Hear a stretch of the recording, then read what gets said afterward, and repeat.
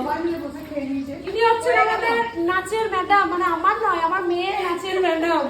আর একদিকে হচ্ছে দিদির মাস্ততো যা, তাই তো? তো ও সাথে করে নিয়ে এসেছিল ফুচকা, ভালোবেসে আমাকে ফোন করে, আর আমাদের 10 পা যেতে ঘর, তো ও ভালোবেসে এনেছিল ফুচকা। জানলা দিয়ে ডাকা হলো তোমাকে? হ্যাঁ, জানলা দিয়ে ডাকা হয়েছে, ফোন করা হয়েছে, কিন্তু আমি একটু লেট গান আর কি।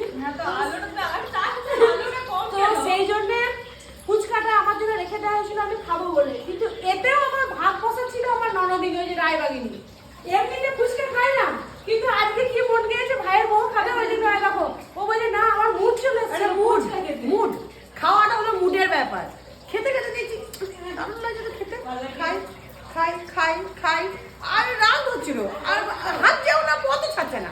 আমি বলছি আসবি না আসবি না, শুধু তো বলুক যে না দিদি আজকে যাবো না, মায়ের সেবা করছি, তাহলে তো হয় না। বলছি হ্যাঁ আমি আসছি আসছি, মাটিতে পড়ে আছে পড়ে আছে পড়ে আছে, নিয়ে যাবো না পেটে গেলে। আবার এদিকে ফুচকা তো আমি খাবো, এরা আবার এমন দিদি বানিয়েছে চিকেন পকোড়া, এরা কিন্তু প্লেট সব শেষ করে দিয়েছে।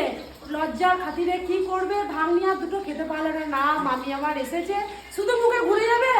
তার থেকে আবার দিদি ভাবছে ও মা আমার ভাইয়ের বউটা এলো কষ্ট করে এতটা 10 পা হেঁটে হেঁটে এই এক পিস দিয়েছে, কষ্ট করে এইটা দিলাম, কষ্ট করলি।